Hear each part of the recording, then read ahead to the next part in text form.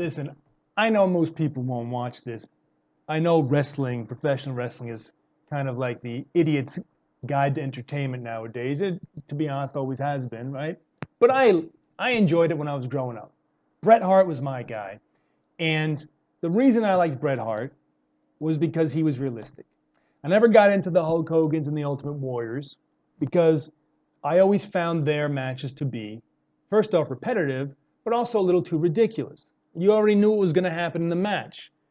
Hulk Hogan would get his ass beat by Andre the Giant for 10 minutes. Andre the Giant dropping his fat ass all over Hulk Hogan. Dropping his fat ass. Fat ass all over Hogan. Ass prints.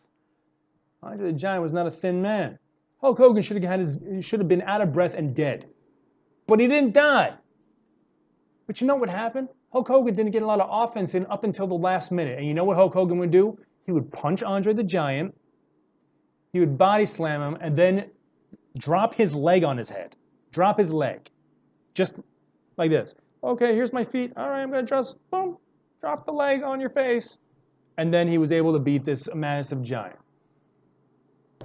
I don't understand why he had to wait the whole match to do that if that was going to be enough. I never understood that. Hulk Hogan, if you can do that, just a couple punches and then drop a leg on somebody, why can't you do that in the beginning of the fucking match? Why do you have to take all this punishment? Why do you have to be beaten left, right, up, and down before the gods in the heavens give you this magical Hulk power so that you can body slam people and whatever? I digress. Same with the Ultimate Warrior. He would never lose, and it would just be the same stupid moves at the end that he would magically get these powers to defeat people after he got his ass kicked for the entire match, and then he would win. I always hated that because I thought it was for idiots. Bret Hart I could believe because Bret Hart could lose. His finisher was a submission move. All these other guys had like big power moves. Bret Hart's finishing move was a submission move, which he needed to win because it was technical. He could defeat you with wrestling, right? He could outsmart you, in other words. He wasn't going to overpower you. He wasn't going to have the lightning gods in the heavens give you some magical power. He didn't have any of that shit. The man could lose. He's just a guy. If he's in there with bigger dudes going to beat his ass. There's a possibility. So I bought into that. Fast forward to the modern day wrestling. I think that the modern day wrestling is really interesting because a lot of the matches are very athletic. All types of crazy shit these guys do. All types of crazy shit. Really interesting to watch. Kind of like the same way you might enjoy watching Cirque du Soleil. Right? It's, wow, they can do that. It's pretty cool. And when they tell a good story, you're compelled, right? Because you want to see who wins and stuff.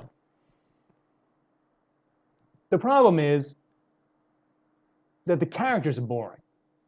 The characters are all very repetitive. Some of them are kind of cool, but they're all, like I remember back in the day, like Bret Hart was a cool guy.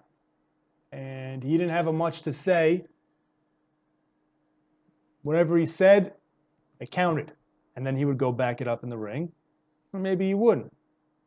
And if you even look at the guys like Ultimate Warrior and Hulk Hogan, they could talk big, right? You might not like watching them, but you could listen to them all day because they had a lot of magnetism. Macho Man Randy Savage, awesome. The guy could talk for days. I would listen to him right now if he could talk. I would listen to a whole speech by this man just because he was compelling. He had a lot of personality. Nowadays, you don't have any of that stuff. Nobody says anything cool. Nobody says anything interesting. You got like The Rock, Stone Cold Steve Austin, these guys. They got over because they said cool shit. They said cool shit.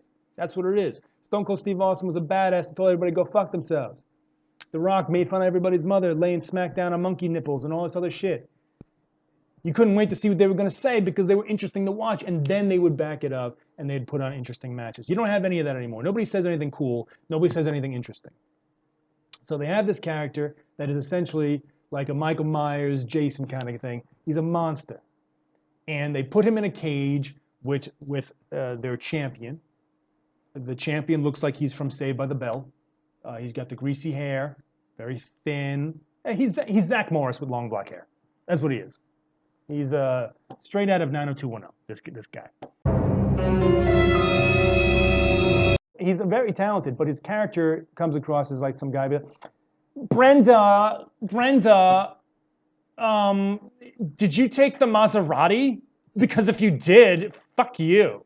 Because it's my day with the Maserati. Where's my hair product? He comes across like that kind of guy. Probably a cool guy to hang out with, don't get me wrong, but his character is kind of like, meh, meh. You know what I'm saying? They put this man into a cage with a monster. Again, right? The whole idea of wrestling is suspending disbelief. So this guy, all right, Zach Morris, is now 2-10 reject. Okay, this guy that looks like he belongs in a musical. They put him in a cage where there's no escape, mind you, in a cage with a guy who was supposed to be essentially a monstrous killer. And Zach Morris wins. And that's what happens. And that's it. That was the end of it. So I think what the problem here is that when you have boring characters, people ain't gonna watch the shit. And WWE is in the news a lot because they are making deals up, down, left, and right. They are getting paid a lot of money by Fox.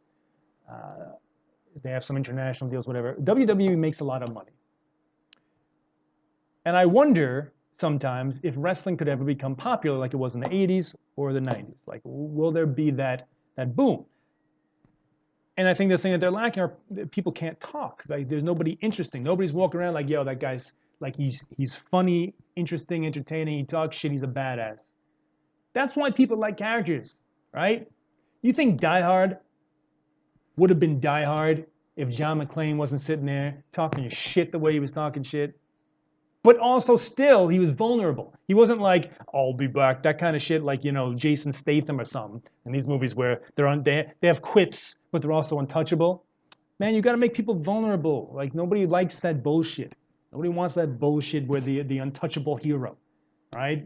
The whole idea is that you root for somebody who is vulnerable because you're supposed to relate to them.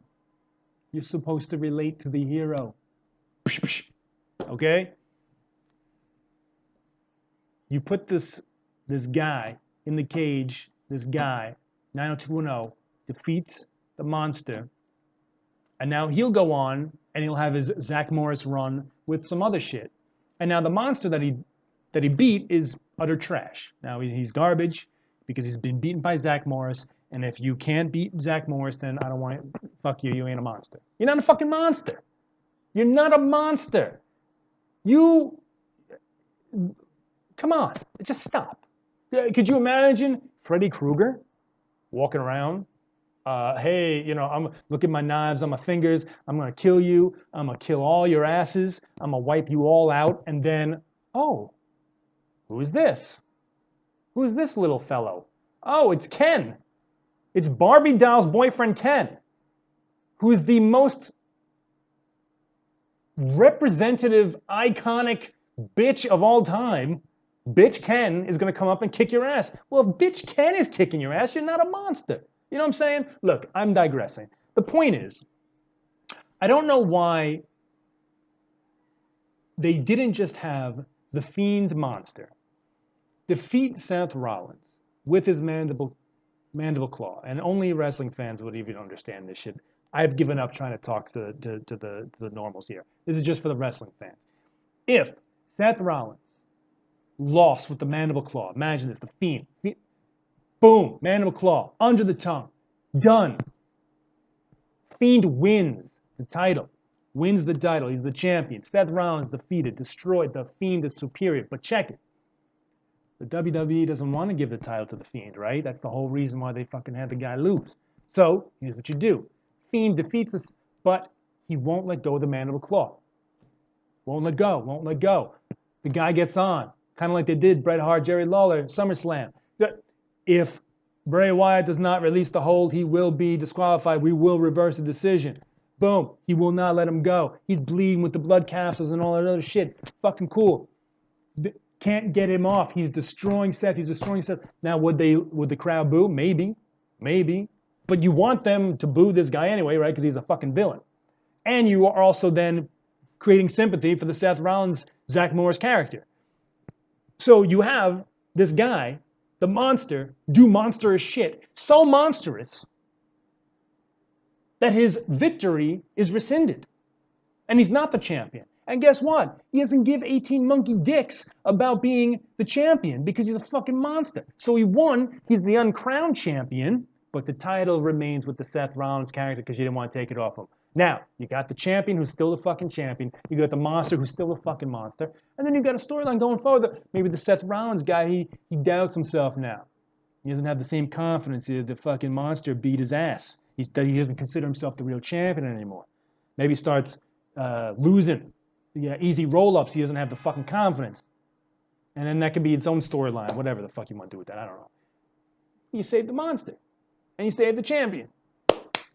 Boom. But no! You have to write the shit for stupid idiots again. You have to fucking write for stupid asses. So Zach Morris defeats The Fiend.